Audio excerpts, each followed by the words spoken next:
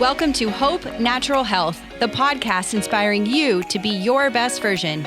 Join me, your host, Dr. Erin, naturopathic doctor, dog mom, cancer survivor, and girl boss weekly as we discuss all things health, hormones, and happiness with a little side of this thing called life.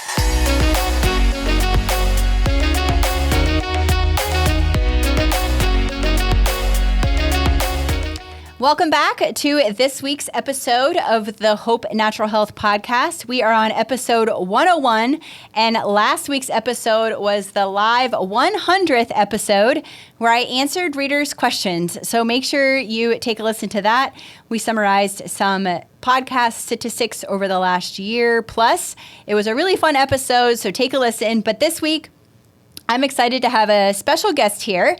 I have Dr. David Rosensweet, who graduated from the University of Michigan Medical School in 1968. And since 1971, he has been in private medical practice with offices in Florida, New Mexico, California, and Colorado. Earlier in his career, Dr. Rosensweet trained the first nurse practitioners in the U.S. and was in charge of health promotion for the state of New Mexico. He is a nationally known lecturer and presenter at the American Academy of Anti-Aging Medicine, the American College for Advancement in Medicine, the Age Management Medicine Group, and more. In 2019, he was called to Washington to speak in front of the National Academies of Science, Engineering, and Medicine on the safety and efficacy of bioidentical hormones. Dr. R is the founder of the Menopause Method and the Institute of Bioidentical Medicine, where he has been training medical professionals to master bioidentical hormone replacement therapy using the most advanced and modern tools. His protocol has been used to treat more than 12,000 women. I am so excited to have him here to speak all things bioidentical hormones because it can be a controversial subject, but it's so helpful for women and men. So welcome to the show, Dr. David. Thank you very much, Erin. Good to talk to you. Awesome. Well, I look forward to having this conversation, and I know I spoke a lot about your bio and your background, but I kind of want to learn a little bit more about why you're so passionate about this and really how you got into hormone replacement therapy. Well, I've always been a holistic doctor, and in about 30 years ago, one of my patients that I knew really well, she was in her mid-40s. She was brilliant. She had retired in her mid-40s. Think about that. And she was in dire straits. She told me she was going crazy and that please help her. And I had serendipitously spoken to a medical doctor who talked about progesterone in 1992. I gave her some progesterone, and 3 weeks later, she wrote me a letter saying, "Oh my God, I can't believe this stuff. I'm totally myself again." That was very impressive. As you know so well, sometimes by the time someone consults with a physician, it can be a slow-moving train to help them get well. But I didn't really ever control my practice. She referred patients. Before I knew it, I had a lot of women in menopause that I was treating. And it really suited me well because I love biochemistry. I love the hormone roadmaps. And then we went on to, being a holistic doc, we went on to develop a way of administering the bioidenticals in an organic oils base. That was really important. And I just kept going. And I decided to specialize along the way because I could no longer get my arms around the whole functional medicine knowledge base. Mm-hmm. And I wanted to I really wanted to focus on one area, treating women and men with hormones. So that's how it all came down. Awesome. And you're all over the place. You're in Colorado, New Mexico, Florida, California. So I'm in Arizona. Where are you primarily? Where are you now? Well, that's my trail of my professional career. I now am in Asheville, North Carolina. Oh, wow. Okay. And I'm doing most everything virtually, just as you and I are doing right now.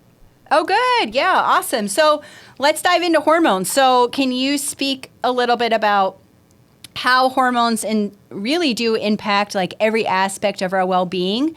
And then I guess secondary would be, why are they so underrated and often brushed out? Like a lot of women come to me and they're like, oh, my doctor told me my hormones don't matter. Well, in all of the world of medicine, one of the most unusual events took place in women's medicine. And women have been, and men have been replenishing hormones for 1,000 years. The Chinese were doing it.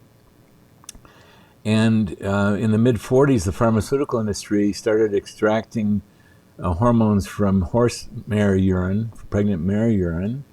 And there were, by the 2000, there was 18 million American women on horse urine-derived estrogen. And they did really well. That's why there were so many, because it was so popular, because the women did so well. And then out comes this study that was falsely reported, but it mentioned the word increased risk for breast cancer, and it scared healthcare providers and, most important, women all over the planet Earth. And because of that, this whole field of treating women with hormones has gotten stunted because providers and women got afraid of breast cancer. It turned out, and here's the actual science that around risk, that we're all at risk for thousands of diagnoses. You know this. Mm-hmm. And we're all at risk for hundreds of cancers. And as a male, I'm at an increased relative risk for prostate cancer, and there's reasons for that. Mm-hmm.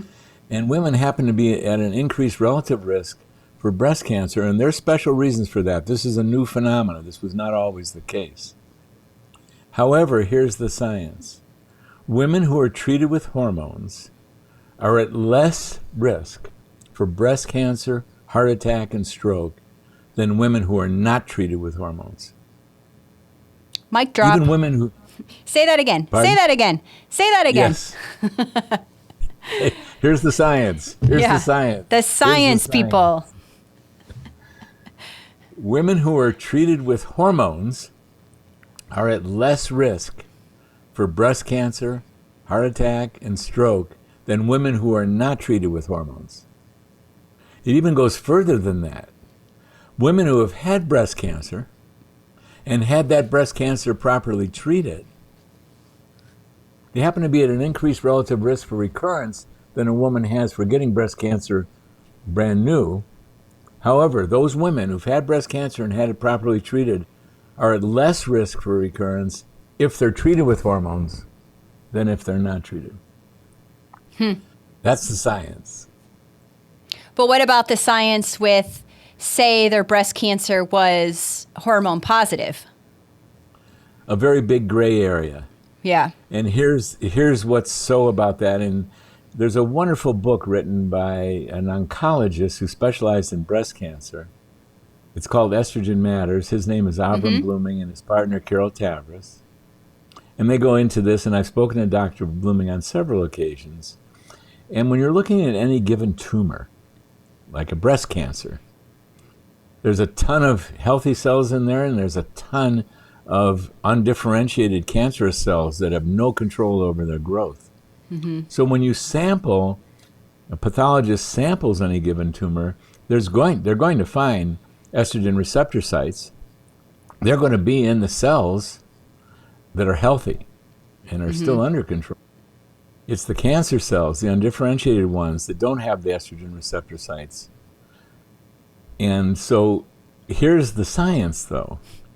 Women, irrespective of receptor sites, who are treated with hormones, who've had prior history of breast cancer and had that treated, are at less risk for recurrence if they're treated with hormones. And the hormones that are best studied in this regard are horse urine-derived estrogens and a combo called Prempro, where the Provera, an artificial progestin, is combined with the Premarin. The best studies are done on that, and women are at less risk for getting breast cancer, estrogen, and recurrence, even with a positive receptor site. So tell me It's when not you... the estrogen. Oh, go ahead. It's not the estrogen that causes cancer. Cancer's got a ton of causes, as you know so well. Real significant adversities of nutrition, toxic exposure, too little or too much exercise, and the elephant in the room, a dysfunctional response to the stress of life, and then even some hard to explain causes. But it's not the estrogen that causes cancer. Cancer has causes, but it's not the estrogen. Oh, That's yeah. protective. That's protective. Yeah. Women who are treated with estrogen are at less risk for cancer. Women who've had cancer, breast cancer, are at less risk for recurrence, irrespective of receptor sites. Good point. Now, you were a little apprehensive to talk about the progestin. Can you dive a little bit into that and why you're like, eh? Well, it makes perfect sense to me. I mean, that when we have the opportunity to treat a human being with molecules that are identical to the molecules produced by the ovary or by the testicle for men, why not choose the same molecule? What often has been done is scientists have developed alterations in these molecules for various reasons, not the least of which is patenting. And progestin is problematic. It's not a pure progesterone. It behaves differently than pure progesterone. It's more androgenic than it is progesterone-ish. So I would never choose a molecule like that. Now, having said that, millions of American women were on the progestin. Millions and millions of American women have been on progestins in the birth control pill. So these are controversial subjects, but I always like to copy nature. I figure if nature does it, why not go in that direction? Why send in molecules that are so different and that it can have their own adverse effects? So progestins can have adverse effects, and that's why I've never prescribed them. Right. Yeah. And I think there is some science behind the synthetic progestins, like actually increasing risk of cancer. Have you seen that? Well, that takes us back to the misinterpretation of the Women's Health Initiative, that 2002 study. Because there was 16,000 women who were in that study. That's a great study. Yeah. But the study design had all kinds of flaws in it. But even with all the flaws, what we learned is women who were on pure horse urine-derived estrogen, Premarin, they had less risk of cancer than women who went untreated. What the bugaboo was is there was a 1.26 reported increased risk with Prem-Pro. That had the progestin in it. However, in that original study, what they declared was that was statistically insignificant. In medicine, that means don't draw any conclusions. Yeah. But they came out with the study anyway against the objection of many members of the study committee because they said there is no increased risk. So just scare the American public when we have no evidence of increased risk. But they were overruled by one doctor on the panel. Well, it turned out the original study committee continued to study those women, and they finally published a retraction of that study in 2016, in which they said, after 18 years of follow-up, there is no increased risk. That's as much as they were willing to say. They knew it by 2006 that the progestin relative risk had dropped to 1, which means there was no increased risk. But they finally published it in 2016. There is no increased risk in women treated with hormones. It's in the science, people. Even the progestin itself, that was the original reason that they scared everybody, that turned out to be false. Even it did not have an increased risk. Right. Good to know. Good to know. The more you know, right? Yeah. So since you primarily deal with, hormone replacement therapy every single day, we know that every woman is different, every body is different, every man is different. So how can we do a better job at individualizing the hormone replacement therapy for each woman or woman? I love that topic. I discovered that early on, and just by following that bouncing ball to individualize and get precise with every woman, you get great results. That's the thing. And give you an example of the individual differences. There's some young women who need this much estrogen to be healthy, to be regularly menstruating, to be fertile, to be able to get pregnant. Whereas other young women need that much, 3 times as much. That's how much difference there is between individual women. It's all fine. Every one of these women at the top and the bottom and everyone in between can be healthy, regularly menstruate, get pregnant. But if we don't respect that individual difference, then we wind up with less than optimal results. But it's an easy thing to do. We titrate, we carefully individualize everyone's estrogen dose, everyone's progesterone dose, and everyone's testosterone dose. Because women differ according to the balance. So, for example, some women are relatively medium in estrogen, but they're rich in testosterone and relatively medium in progesterone. They need that balance. Other women are really rich in estrogen, but they're relatively low in testosterone, still normal, still healthy, and they're relatively medium in progesterone. And look at that, we're playing with 3 variables here. There's all kinds of variations. It's not a problem. I describe this process of arriving at an optimal individualized dose in my book, and your audience is free to download a no-charge PDF copy of that book from your website if you want to post it. Yeah, I think we have it, iobim.org. Well, there is a link to the actual book in which your audience can have it for no charge. And Karina knows how to give it to you. Okay, we'll get that. Thank you. Link. And I describe that process in detail. And it's fun. It's good. It takes a while because, women have their peak hormonal output at 20, plus or minus a couple years. Then there's a gradual decline. And by the time they're in menopause, there's been 20, 30 years of decline there. And so we don't try and rush that replenishing process. It takes a good 2 to 5 months, depending on the individual, to really individualize all 3 and actually 4 hormones.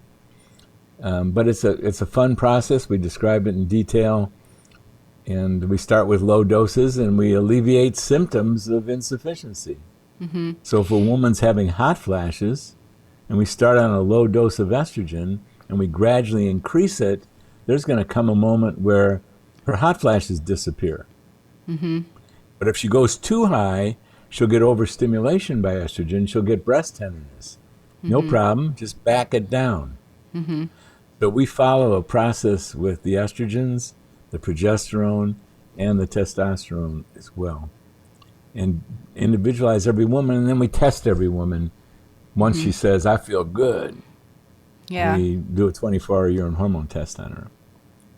Now, when you say, it's interesting, and it's good to point out, too, like when women feel good, I bet that woman that felt good's 24-hour urine is different than, say, me, that I feel good, like their levels are different. Does that go back to, again, the individualized care? And when you say, some women are good with, a lower amount of estrogen and some women are good with a higher amount of estrogen, that's where you're looking at their symptoms, right? And how they feel rather than what their actual lab levels look and say, oh, okay, well, this is a little bit higher than I like to see it, but this woman feels good. So you're treating. We like to put a lot of things together. At the core of it, it's a magic moment when the woman said, oh my God, I feel myself again. However, I've done a personal study, and I've published this study, that 50% of the women who say, I feel good, they're not on sufficient doses to protect their bones or their vagina. So alleviations of symptoms alone is not enough. Okay. And 25% of the women are on a little bit too much estrogen, putting them at risk for breast glandular cell proliferation. Too much estrogen, you proliferate breast glandular cells. So we always finalize, the process has two parts. Part one is when we alleviate the symptoms, then we test. And we often tweak the dosages once we see the test results into known ranges. Not too little, not too much. That can be defined for each hormone right out of the medical literature. We know exactly what those numbers are. Right. And so that testing is an important part of it, because you'll miss it 75% of the time, even though the woman feels good. Oh, yeah, sure. And you always consider, too, liver metabolism and how are they processing their hormone. And you look at the lifestyle and how stressed out are they, and, working on, I would hope you're working on those things, in the interim, too. But also, too, if you make them feel better, then, being stressed out and all of that should hopefully dwindle as well, because they feel good. That's true. And yes, you're naming the many moving parts to midlife folks. We got to pay attention to a lot of good stuff. Right? Because yes, the liver can, for most women of menopausal age that seek out compounded bioidenticals, we have a very blessed demographic here. These are some of the most motivated, health conscious women that are in the United States. And yet still there's some outliers that they've got liver issues, or they've got intestinal issues, and even those intestinal issues can affect their liver. And they've got insulin-resistant issues leading to weight gain. So there are these other critical moving parts that if we leave them out, no one's going to be happy about that. Oh, yeah. So you've talked a little bit about compounded bioidentical hormone replacement therapy. Can you differentiate that for, someone that's new to this and thinking like, oh, I might need hormones, but why do you not recommend them getting hormones from like CVS or Walgreens or something like that? I know the difference, and you kind of talked about it earlier. It's more of like the natural, et cetera. But can you speak about compounded and really what that means? Yeah, I'll start with an overview.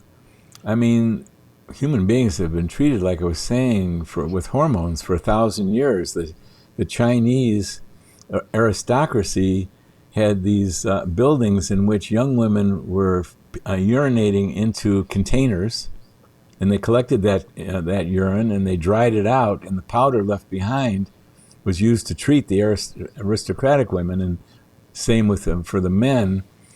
And then mid-40s, the pharmaceutical industry started deriving these hormones from horse urine. And you know what? They did a lot of good. I'm repeating myself. I apologize. Oh, you're good. And then the field has progressed. Yes, horse urine-derived estrogens reduce risk and give women tremendous benefits. And yet, the next thing that happened was a compounding pharmacist in Dallas, at the same time as a medical doctor in Washington State, they came up with the idea, hey, we think there's pure molecularly identical hormones out there. We see it in the birth control pill. I wonder if we can get that. And both of them developed putting the pure hormone, like the pure estrogens, the pure progesterone, same molecule as the ovary puts out, into creams and gels. And that just seemed like a major advance to me. It was like a no-brainer. I want to try and copy nature. Right. And so and who was making those? Well, now there's 7,000 pharmacies in the United States that compound. All pharmacists were compounders. They made up their own medications until recent history, when the pills and the pharmaceutical industry started really putting out a lot of stuff. So it's very rare for the traditional pharmacists to be making up their own stuff. But certain of those pharmacists, they said, we like to make up stuff. So the whole hormone world was a boon for them because they love playing with analytical scales and powders and bottles, and these are the compounding pharmacists, and they've been around. There's 3 in everyone's town, or 10. They're all over the place, and they're all doing hormones. And the great advantage of the compounded is we can individualize it, because, I mean, the variation is enormous. And that's what I was pointing out earlier, the difference. And when you put through 3 variables, estrogen, testosterone, and progesterone, and DHEA, and thyroid, well, we can be absolutely precise by just going through a process to do that for each woman. You can't do that. The Premarin, for example, had 2 different strengths. I don't know how many strengths they have now. They might have more. The patches, that's pure estradiol. There's no estriol in it. The patches are good, but they're not copying nature. The creams and gels have got, they're great, and however, they have strong solvents in them. That's why we developed an organic oils way to dispense these. We put our hormones in the organic oils, whereas most creams and gels have very strong solvents in there. They need those strong solvents to get them up in the solution to administer an identical dose on each click or each spoonful or however you're doing it. Am I talking too fast? That's a lot of information. No, it's great. Yeah. Well, we're coming up to the end, but I want to make sure that we touched on everything. This has been wonderful, and I think super valuable for the audience to hear about, the safety and how, the science behind it and how hormones can definitely help. What did we miss, or that you wanted to point out or touch more on? That the job of each individual woman, because of this field was stunted for 20-some years, the specialists did not occur. The board certification of specialists and special training, special education, special mentoring did not occur. Each individual woman has a job, and that job is to go out shopping and reach out and find a provider in your state. They can be in your state because you can do telemedicine, because Menopause does great with telemedicine. You don't need to see your provider in person. But you have to go shopping to find someone who's been really well-trained and mentored in treating women with compounded bioidentical hormones. That's one thing. You got a shopping trip to do. You can start by asking your friends, are you being treated? Do you like who you're being treated with? Are you getting good results? You can walk into your local compounding pharmacist. I'd recommend walking in and talking in person to the pharmacist and say, who in our area is prescribing this stuff? Who do you think is the best? Because you need someone with a special training. There's a lot of people prescribing hormones. They've had very little training, and it's a small part of a big practice. Small part, big practice. So they can't get great at it. Shopping is really important. And then the other thing I'd like to say is get on these hormones as early as you can and stay on them every day that you're taking a breath of air. That information to get off, to be on the smallest dose and to only do them for a short period of time is absolutely the opposite of what is healthy. Try and take someone's hormones away. From me, for example, so long as I can open that cap, I'm going to be taking my hormones. I love that. That's a great analogy about shopping. I haven't heard that before, but it's true. You need to shop for everything. You need to shop for your doctor too. So thank you for sharing that. We're going to wrap it up with the same question I ask every single one of my podcast guests. What would be your best or favorite health tip that you can share with the audience? It doesn't have to be about hormones. It could be whatever you choose as your best tip. Well, hormones is number one, the most you can do for yourself. But I'd say take the time, courage, commitment to learn about your emotions and your mind and do the healing process so that you'll be able to grow in your ability to love and be happy and be a beneficial part of the healing of this planet. It's personal growth. It's a piece of work. And it's the healthiest thing you can do for yourself, because if not, you're going to be under constant internal stress that's going to trigger the fight or flight biology, and that's going to dismantle you and age you quicker than anything you can think of. So go after your own personal, emotional, and mental health. There's tools, there's skills, there's teachers, there's mentors that can assist you to do the great work. Mm-hmm. And there's hormones to help you too. Yes, they do. Well, Dr. David, it was so wonderful having you here. This was awesome. I know the audience learned so much, so I really appreciate your time. We'll make sure that we have that link for the free book so that they can download that. And again, I thank you for your time. And again, we hopefully we can have another conversation in the future about hormones, because they are so important. So thanks again for being here. Thank you, Erin. You're welcome. We'll see you all again next week.